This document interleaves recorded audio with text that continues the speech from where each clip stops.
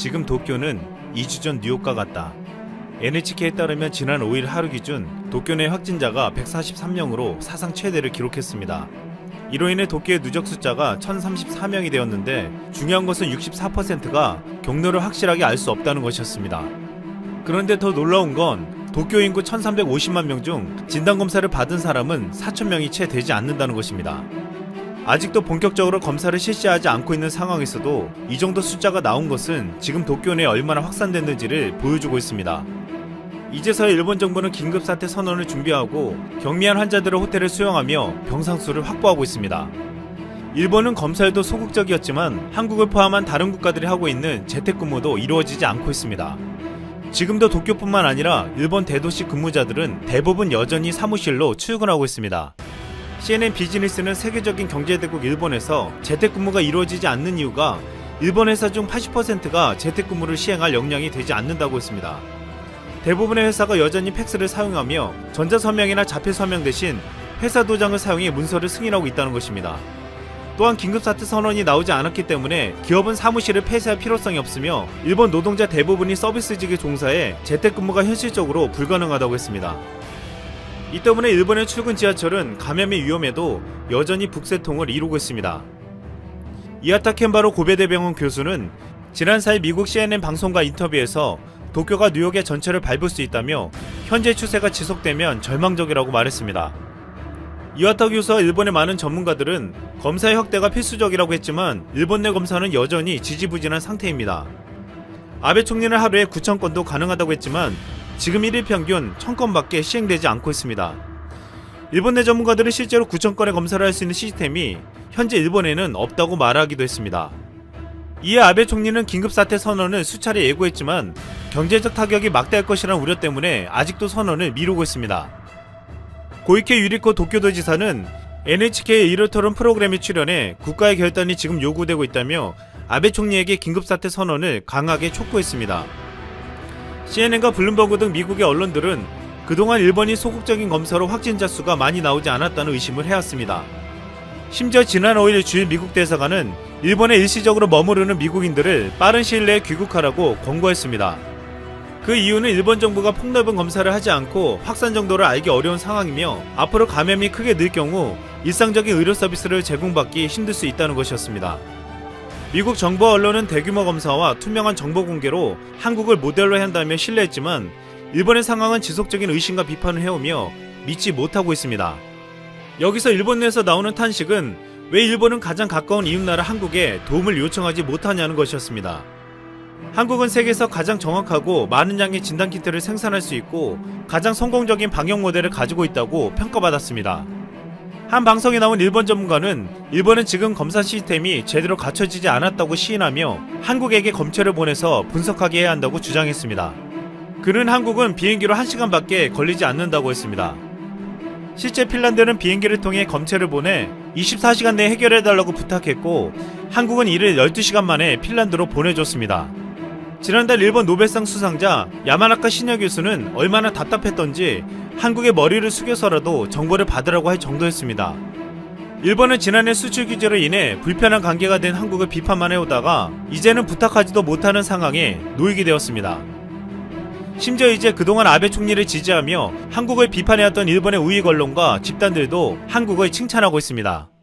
늘 한국에 대해 공격적인 보도를 해왔던 산케이 신문은 한국의 철저한 검사를 모범 사례로 소개하며 감염 확대가 진정되지 않는 구미 각국에서 특히 주목받고 있는 것이 4시간에서 6시간 만에 감염 유무를 판정할 수 있는 한국제 진단키트라며 한국의 키트 등의 수출이나 지원을 요구하는 나라는 100개국을 넘었다고 소개했습니다. 지난 6일 그동안 한국에 대한 역사 왜곡과 은폐에 앞장섰던 일본 사사카 재단의 한 전문가는 방역을 가장 잘하는 나라가 한국과 독일이라고 했습니다. 한국과 독일은 전체를 관리하고 파악하고 있는 이상적인 모델이라고 하면서 대조적인 나라는 일본과 미국이라고 했습니다. 특히 일본은 중증 환자들만 중점적으로 검사했기에 지금 어떻게 퍼지고 있는지 아무도 모른다는 것이었습니다. 처음에 일본처럼 안일하게 대처했던 미국은 지금 확진자가 32만 명을 넘어섰고 9천 명이 넘는 사람을 잃었습니다. 뉴욕에서만 12만 명이 넘었고 4천 명이 넘는 사람을 잃었습니다. 이 시점에서 도쿄는 제2의 뉴욕이 된다고 하고 있고 미국은 지금이라도 대규모 검사를 하고 있지만 일본은 아직 시작도 못했습니다. 어쩌면 지금 이 시점에서 일본에게 가장 불행한 것은 한국에게 아무런 도움도 요청하지 못하는 것일지도 모르겠습니다. 진실과 자유의 가치를 추구하는 진자유TV입니다. 중공 바이러스를 종식시킬 게임 체인저 치료제가 등장했습니다. 전염병이라 할지라도 치료제가 등장하면 공포는 사라지게 됩니다. 하지만 게임 체인저의 등장을 입에 거품을 물고 방해하는 세력들이 있으니 바로 반트럼프 딥스테이트 진영의 언론들과 친중 세력들입니다. 미국의 확진자가 27일 10만 명을 넘어섰죠. 이것은 미국이 진단키트를 확보하고 본격적으로 검사를 진행했기 때문에 늘어난 수치입니다. 원래 10만 명의 감염자가 이미 있었고 진단을 하면서 확진자가 늘어났다고 보는 게 타당합니다.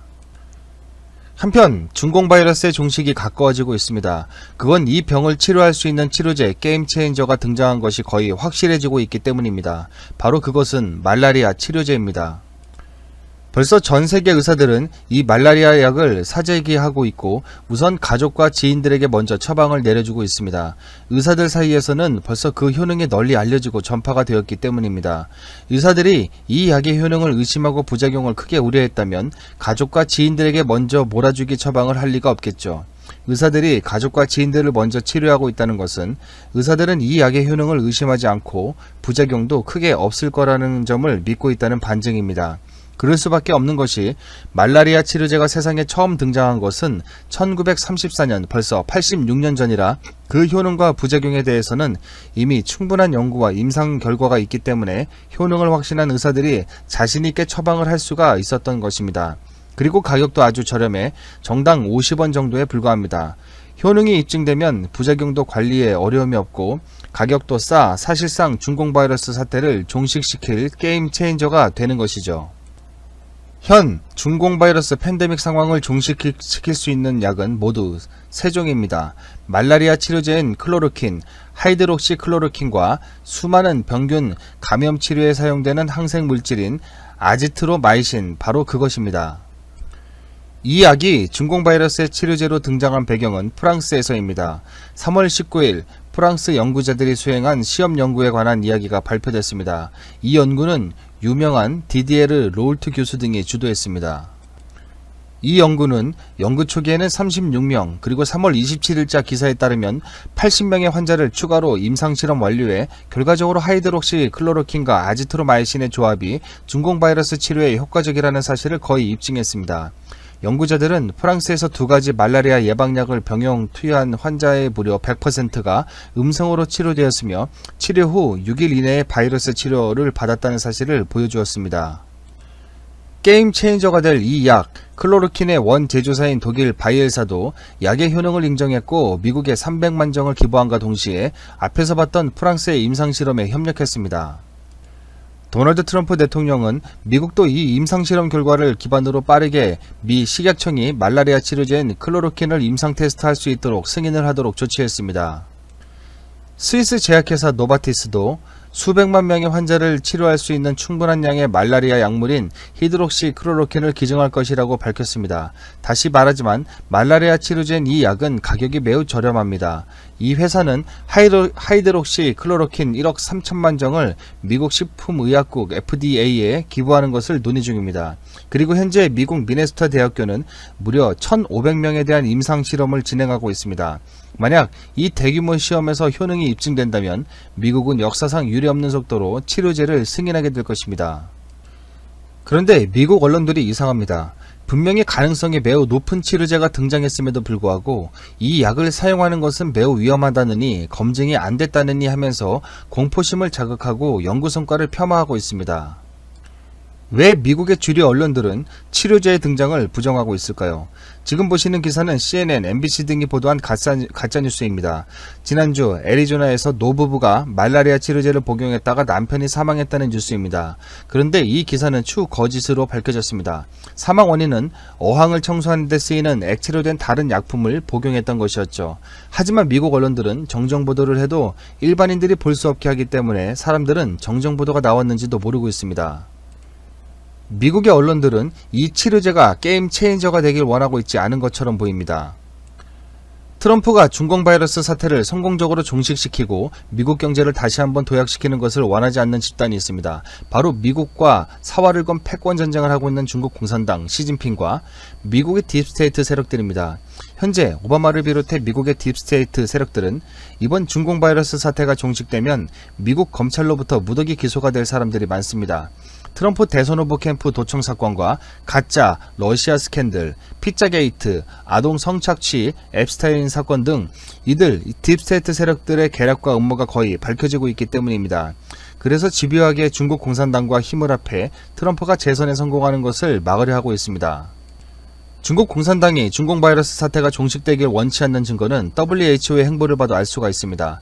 WHO는 현재 중국이 예산의 절반 이상을 담당하고 있는 명실상부 중국 공산당 산하 조직처럼 되어버린 지 오래입니다. 지금 상황을 보면 왜 중국이 WHO를 장악하기 위해 막대한 돈을 사용했는가에 대한 답을 얻을 수 있습니다. 처음부터 WHO 장악은 중국 공산당이 미국을 경제적으로 상대하기 어려우니까 전 세계적인 팬데믹 상황을 통해 미국 대선에 개입하기 위한 도구로 준비했던 것으로 저는 보고 있습니다.